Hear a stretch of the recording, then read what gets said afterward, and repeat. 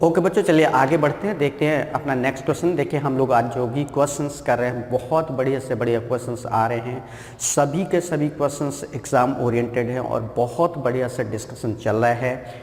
और आगे जो हम लोग के एग्ज़ाम्स लगे हुए हैं उन सभी एग्ज़ाम्स के लिए ये क्वेश्चंस बहुत माइलस्टोन साबित होने वाले हैं। इसलिए बहुत बढ़िया से हर क्वेश्चन की हमें क्या करनी है, प्रैक्टिस करनी है, सीखना है, समझना है। और बहुत बढ़िया सेक्शन है ये। देखिए बाकी मैथमेटिक्स में हम लोग क्या देखते हैं कि ज़्यादातर नंबर्स इस तरीके के, तो थोड़ा सा कहते हैं ना कि चीज़ें बदल जाती तो हमारा मन और भी ज़्यादा लगता है। तो यहाँ पर आप देखते हैं कि थ्योरेटिकल क्वेश्चन, और थ्योरेटिकल के साथ साथ एक और भी चीज़ है बड़ी इंटरेस्टिंग सी कि इसमें हमें फिगर भी ड्रॉ करना पड़ता है। फिगर भी ड्रॉ करते हैं तो थोड़ा सा और ऐसा लगता है कि समथिंग इज़ डिफरेंट, है ना। और जब डिफरेंट चीज़ें करने को, बहुत सारी चीज़ें लगातार हम करते जाते हैं, फिर कुछ नया करने को मिलता है, डिफरेंट करने को मिलता है, तो हमें बहुत अच्छा लगता है। तो आपको ये सेक्शन बहुत अच्छा इसलिए भी लग रहा होगा क्योंकि यहाँ चीज़ें थोड़ा सा चेंज होकर आ रही हैं। पहले तो थ्योरेटिकल क्वेश्चंस आते हैं, थ्योरेटिकल क्वेश्चंस के बाद हम लोग फिगर ड्रॉ करते हैं, फिगर में समझते हैं ये कि कैसे क्या मतलब है, कैसे चीज़ों को सेट करना है। इसके बाद फिर ट्रिग्नोमेट्री का यूज करते हैं, और ट्रिग्नोमेट्री वही सिंपल सी साइन कॉस टेन और सभी की वैल्यू, और वो सब आपको बहुत अच्छे से पता है। ठीक है, तो चलिए पढ़ लेते हैं अपना ये क्वेश्चन क्या है। From A point on the bridge across the river, the angle of depression of the banks on opposite side of the river are 30 degree and 45 degree respectively. From a point on the bridge, जैसे एक नदी है, नदी के ऊपर पुल बना है, उस पुल के किसी पॉइंट से कह रहा है the angles of depression of the banks on opposite side. नदी के जो दो किनारे हैं, एक किनारा ये है, एक किनारा ये है, और ये पुल बना है, तो यहाँ पर कोई पॉइंट है इस तरीके से, तो इस पॉइंट से इस किनारे का और इस किनारे का जो अवनमन कोण, एंगल ऑफ डिप्रेशन जो दिया है वो क्या दिए है, 30 डिग्री एंड 45 डिग्री दिए हैं। तो कह रहा है if the bridge at a height of 2.5 metre from the banks, कह रहा है कि नदी के जो दोनों किनारे हैं, पुल्स की जो ऊंचाई है इन किनारों से वो 2.5 मीटर है, मतलब नदी से 2.5 मीटर की ऊंचाई पर क्या है, ये पुल बना हुआ है।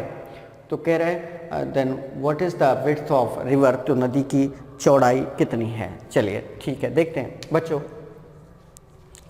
ये इस तरीके से पुल बना हुआ, ये क्या है, पुल है। ये क्या है बच्चों, ब्रिज, पुल है ना, ये पुल है।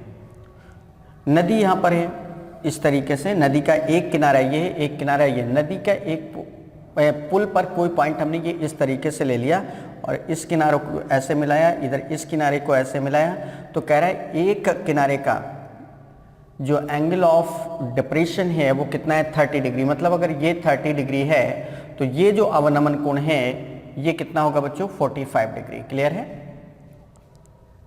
ये किनारा था, ये दूसरा। नदी की जो हाइट है मतलब ये जो पुल की हाइट है नदी से, ये चीज़ कितनी दिया है, 2.5 मीटर। कितना दिया है, 2.5 मीटर, है ना। तो कह रहा है कि नदी की चौड़ाई कितनी है, विड्थ ऑफ रिवर। यहाँ पर ये ब्रिज है, ये पॉइंट P है मान लेते हैं, और AB जो है, ये AB क्या है, AB है विड्थ ऑफ रिवर, नदी की चौड़ाई, width of river, width of river, नदी की चौड़ाई बच्चों क्या है, AB। अब ये यहाँ से यहाँ तक AB जो है वो पूरा कितना है ये हमें बताना है, तो इसको हमें दो पार्ट में ब्रेक करना पड़ेगा। मान लो इधर का पार्ट हमारा क्या है, X है, और इधर का ये पार्ट हमारा क्या है, Y। क्लियर है। अब देखो बच्चों, अगर ये एंगल 30 है तो इधर ये एंगल भी आपका क्या होगा, 30 होगा। ये एंगल आपका 45 है तो ये एंगल भी आपका क्या होगा, 45 डिग्री होगा कि नहीं होगा, बोलो भाई। ये चीज़ अगर क्लियर है, ये P पॉइंट है, ये AB आपकी नदी है या नदी की चौड़ाई बोल सकते हैं, ये आपका ब्रिज है, ब्रिज पर ये पॉइंट है, और इस नदी से इस पॉइंट P की हाइट या इस ब्रिज की जो हाइट है, नदी से ब्रिज की जो हाइट है वो कितनी है बच्चों, 2.5 मीटर है। और ये हमने यहाँ से यहाँ तक ये लेट कर लिया है, X है, और यहाँ से यहाँ तक ये जो लेट किया है ये Y है। सब चीज़ें ये हो गई। इस पॉइंट का नाम कुछ भी लिख लो, मान लो ये O पॉइंट है। क्लियर है। तो अब देखिए यहाँ पर दो ट्रायंगल्स बन रहे हैं, एक ट्रायंगल PAO, तो इन ट्रायंगल PAO, ये वाला PAO, ट्रायंगल PAO हमने सबसे पहले क्या काम किया, PAO ये ट्रायंगल है, इसमें ये एंगल ये देखिए 30 डिग्री है, ये लंब है, ये आधार है, तो क्या लगाना ठीक रहेगा, वही जो हमेशा लगाते हैं हम लोग, लंब और आधार में क्या लगाते हैं, tan।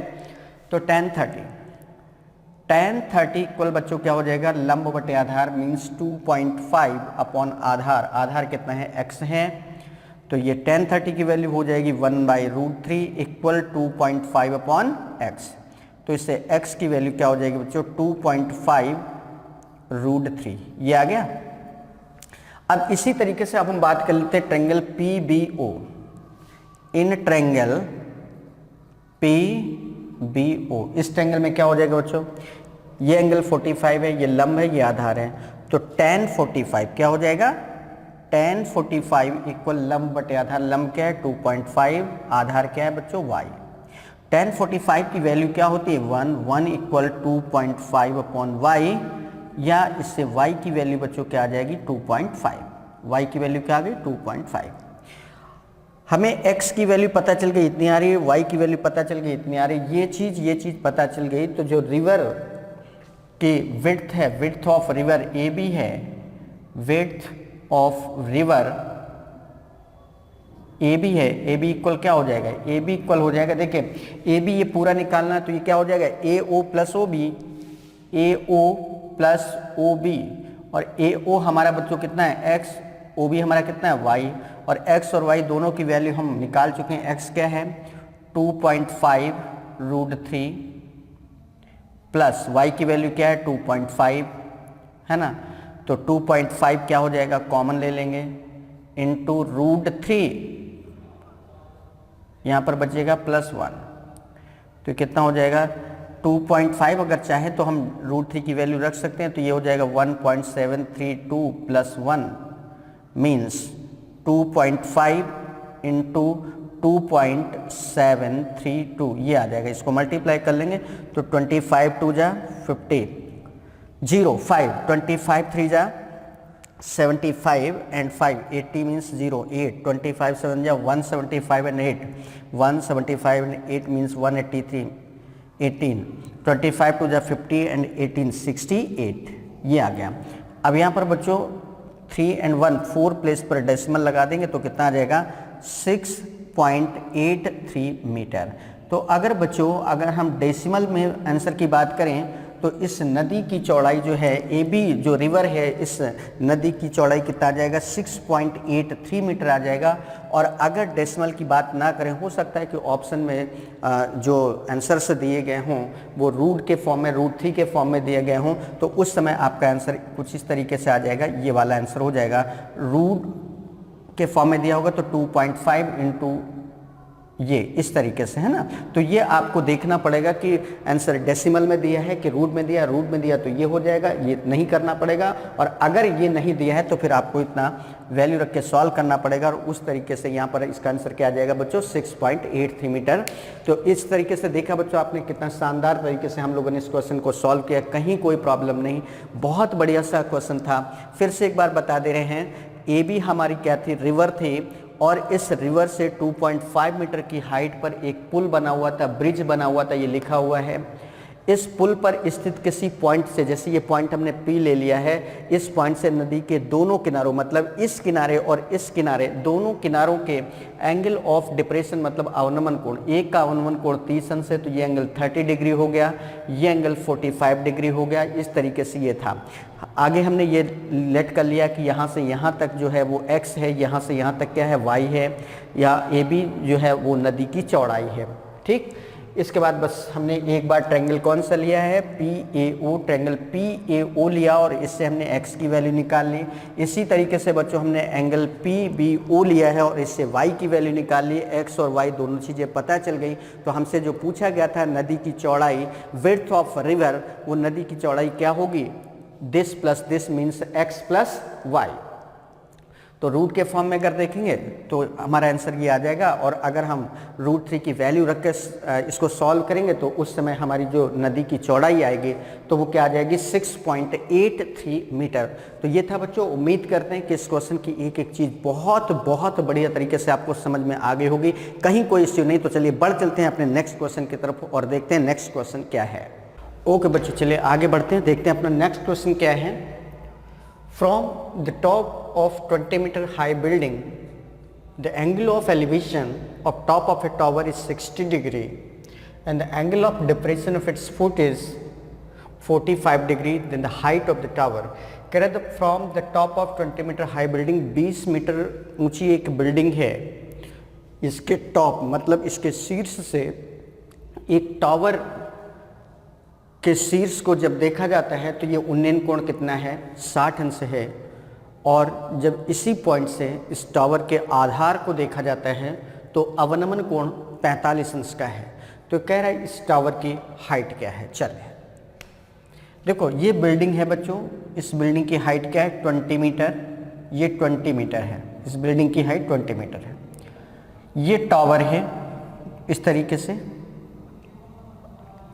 इस पॉइंट से, ये बिल्डिंग का टॉप पॉइंट है, तो इस पॉइंट से जब हम इसके शिखर को ऐसे देखते हैं तो ये एंगल ऑफ एलिवेशन कितना है बच्चों, एंगल ऑफ एलिवेशन कितना है, 60 डिग्री है।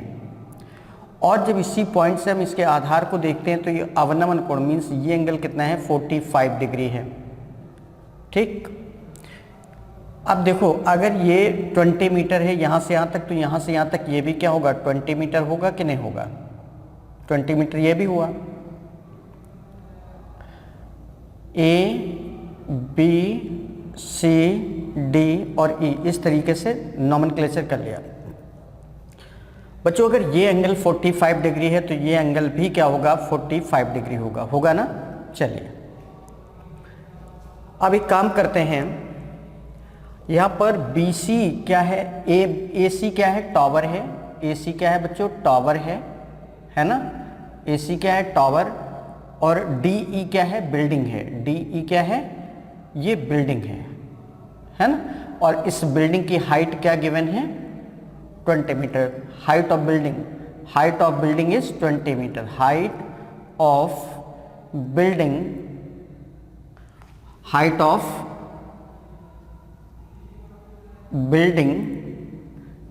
Is 20 metre. इस बिल्डिंग की हाइट क्या है, 20 मीटर। तो इतना सारा कुछ अभी हमको क्वेश्चन में दिया था। इस बिल्डिंग की हाइट है 20 मीटर। इस बिल्डिंग के टॉप पॉइंट से जब इस टावर के शीर्ष को देखा जाता है तो ये उन्नयन कोण 60 अंश बनता है। और जब इस पॉइंट से इसके आधार को देखा जाता है तो ये अवनमन कोण कितना बनता है, 45 डिग्री। तो बच्चों अगर ये एंगल 45 डिग्री है तो ये एंगल भी क्या होगा, 45 डिग्री होगा, है ना। तो इस तरीके से जब इस सिचुएशन में हमने सारी चीज़ें यहाँ पर ड्रॉ कर ली, अब हमें ज़रूरत इसकी पड़ेगी तो इसको हमें लेट करना पड़ेगा, क्योंकि नहीं पता तो लेट कर लिया। डी सी इक्वल ये क्या है, एक्स है, ये क्या है, एक्स है। अब हम वर्किंग स्टार्ट करते हैं। अब हम लोग को वर्किंग स्टार्ट करनी, तो वर्किंग स्टार्ट करने के लिए हम लोग एक काम करते हैं, पहले ये ट्रायंगल ले लेते हैं। In triangle A B E, in triangle A B E, A B जो ट्रायंगल है बच्चों, इसमें हमें इस पूरे टावर की हाइट निकालनी है। ये नहीं पता है, एक काम करते हैं, ये क्या है, इसको मान लेते हैं ये h है, ये क्या है, h है। तो टावर की हाइट यहाँ से यहाँ तक हो जाएगी। तो कितना हो जाएगा टावर की, ये इस ट्रायंगल में ये परपेंडिकुलर लंब हो गया, ये आधार हो गया, तो tan 60 लगा दो। tan 60 लंब बटे आधार। लंब बच्चों क्या है, ए बी, और आधार क्या है, B E. A B equal कितना है, एच, एच अपॉन क्या हो गया, बी ई हो गया। tan 60 की वैल्यू क्या होती है, √3 equal H upon B E. तो इससे बी ई की वैल्यू क्या आ जाएगी बच्चों, बी की वैल्यू आ जाएगी h√3। अब ध्यान दो, जितना बी ई है उतना ही तो सी डी होगा, ठीक है। तो बी ई इक्वल, हमने ये सी डी को हमने x माना है, तो बी इक्वल क्या हो गया, x, x की वैल्यू क्या आ गई, h√3, ये चीज़ आ गई। अब हम लोग एक बार ट्रायंगल ले लेते हैं, ये वाला ट्रायंगल ई डी सी। इन ट्रायंगल ई डी सी, इस ट्रायंगल में ई सी डी कर लो, इन ट्रायंगल ई सी डी। इस ट्रायंगल की अगर हम बात करें, इस ट्रायंगल की, तो इसमें बच्चों ये क्या है, लंब है, और ये क्या है, आधार है। तो ये क्या बन जाएगा, लंब और आधार मीन्स tan 45 बन जाएगा। tan 45 इक्वल लंब कितना दिया है, 20, आधार कितना दिया है, x है। 1045 की वैल्यू बच्चों क्या होती है 1 इक्वल 20 अपॉन क्या हो जाएगा x की वैल्यू हम यहाँ पता कर चुके हैं, तो 1 इक्वल क्या हो जाएगा 20 अपॉन h√3, क्रॉस मल्टीप्लाई करेंगे तो बच्चों h√3 इक्वल क्या हो जाएगा 20, तो इससे h की वैल्यू क्या आ जाएगी 20 अपॉन √3, 20 अपॉन √3। h की वैल्यू हमें पता चल गई क्या आ रही है 20 अपॉन √3, h की वैल्यू क्या आ रही है बच्चों 20 अपॉन √3, और हमें चाहिए AC मतलब टावर की height, then height of tower क्या हो जाएगा, हाइट ऑफ टावर, जो टावर की हाइट होगी वो क्या हो जाएगी AC, और AC दो पार्ट में डिवाइड है, क्या क्या AB प्लस BC, और AB हमारा कितना है H, तो AC इक्वल क्या हो जाएगा H प्लस BC हमारा कितना है 20, H प्लस 20 हो गया। तो AC इक्वल H की वैल्यू हम लोगों ने निकाल ली है, H की वैल्यू हम लोगों ने क्या निकाली हुई बच्चों 20 अपॉन √3, तो ये हो गया आपका 20 अपॉन √3 प्लस 20, तो ये AC की वैल्यू क्या आ जाएगी बच्चों, ये हो जाएगा आपका 20 प्लस 20√3 अपॉन √3, ये हो जाएगा आपका, सॉल्व करेंगे तो AC equal 20 plus 20 into 1.732 upon 1.732, कितना हो जाएगा AC इक्वल हो जाएगा, ये 2 2 जा 4, 20 प्लस कितना हो जाएगा बच्चों 2 2 जा 4, 2 3 जा 6, 2 ये है ना, कितना हो जाएगा 35.64 अपॉन 1.732, तो 35 एंड 20 कितना हो गया 55.64 अपॉन 1.732, ये आ जाएगा। इसको ज़रा डिवाइड कर लेंगे तो ये आ जाएगा, यहाँ पर अगर हम डिवाइड करेंगे तो बच्चों कितना आ जाएगा, यहाँ पर कर लेते हैं डिवाइड, 1.732 और ये 55.64 है, कितना आ जाएगा, डेसिमल के नीचे 3 डिजिट हैं, डेसिमल के नीचे ऐसे कर लो, है ना, तो ये आ जाएगा आपका 3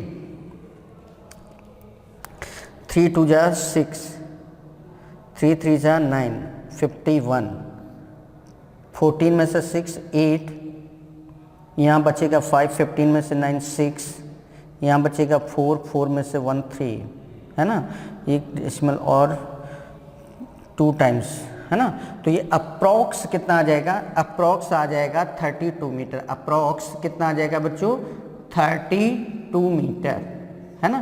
तो इस तरीके से इस क्वेश्चन का जो आंसर आएगा बच्चों, आंसर ऑफ द क्वेश्चन क्या होगा, इस क्वेश्चन का जो आंसर आएगा वो टावर की हाइट लगभग कितनी आ जाएगी, अप्रॉक्स 32 मीटर, अप्रॉक्स 32 मीटर। और अगर अंडर रूट के फॉर्म में दिया तो इस तरीके से इसका आंसर आ जाएगा। तो ये था बच्चों क्वेश्चन, बहुत आसान सा क्वेश्चन था, बहुत सिंपल सा क्वेश्चन था, बहुत टफ नहीं था बड़ा, और इस तरीके के क्वेश्चन हम लोग कई सारे कर भी चुके हैं। तो अब उम्मीद करते हैं कि अब जो ट्रिग्नोमेट्री का सेगमेंट ये चल रहा था हाइट एंड डिस्टेंस में कई सारे क्वेश्चंस करने के बाद आपको ये करना समझ में आ गया होगा कि हम लोग किस तरीके से ट्रिग्नोमेट्री के क्वेश्चंस को सॉल्व करते हैं। ट्रिग्नोमेट्री में भी हमने बहुत सारे क्वेश्चंस सॉल्व आउट किए हैं। जो जनरल ट्रिग्नोमेट्री है उसकी बात करें तो वहाँ पर भी हम लोगों ने कई सारे क्वेश्चंस किए। इसके बाद हम लोग हाइट एंड डिस्टेंस पर आए। तो अब उम्मीद करते हैं कि ये जो हमारा सेक्शन था ट्रिग्नोमेट्री का इंक्लूडिंग हाइट एंड डिस्टेंस, ये काफ़ी हद तक आपको समझ में आया होगा। बस अब काफ़ी हद तक समझ में आने के बाद अब बहुत हद तक ये तभी समझ में आएगा जब आप इस पर वर्कआउट करना शुरू करेंगे, चीज़ों को रिकॉल करेंगे, क्वेश्चंस को बार बार रिपीट करेंगे, है ना, और प्रीवियस ईयर्स के पेपर्स को सॉल्व करेंगे। अगर ये सारी चीज़ें आपने सॉल्व कर ली, सारी चीज़ें एक साथ आपने प्रैक्टिस में ले आए, तो यकीन मानिए आपको कहीं कोई असुविधा नहीं होगी, कहीं कोई प्रॉब्लम नहीं होगी। तो एक काम करते हैं, अब हम लोग इस सेगमेंट को यहीं पर छोड़ते हैं क्योंकि ख़त्म तो कभी कुछ भी नहीं होगा, ठीक है। हमें आगे और भी टॉपिक्स अपने क्लियर करने हैं, बट हाँ हमारी कोशिश हर टॉपिक में ये रहती है कि आपके पास उतनी चीज़ें ज़रूर पहुंच जाएं जिससे कि आपका काम पूरा चल जाए और आप चीज़ों को सीख पाए, अगले क्वेश्चंस को करने के लिए, उस टॉपिक में नए नए क्वेश्चंस को करने के लिए, एग्ज़ाम में आए हुए क्वेश्चंस को सॉल्व करने के लिए। तो इतना सब कुछ आपके लेवल पर हमने सब कुछ करा दिया है। उम्मीद करते हैं आपने भी बहुत अच्छे से सारी चीज़ें सीखी होंगी और हमारी आप सबके लिए शुभकामनाएं हैं कि हर टॉपिक आपका बहुत अच्छा हो, जिससे कि जो भी टॉपिक का क्वेश्चन आपके एग्ज़ाम पेपर में आता है आपके सिलेबस के अंतर्गत, उसका क्वेश्चन आपसे गलत ना हो। इसी विश्वास और भरोसे के साथ आज का सेशन हम यहीं पर क्लोज करते हैं और लेकर आते हैं नए टॉपिक को। अब नया टॉपिक क्या होगा ये हम लोग नए टॉपिक के साथ मिलकर ही चर्चा करें कि नया टॉपिक कौन सा होगा। तो चलिए इजाज़त दीजिए, आज हम यहीं पर इसको ब्रेक करते हैं। तो आप सबको बहुत बहुत थैंक यू।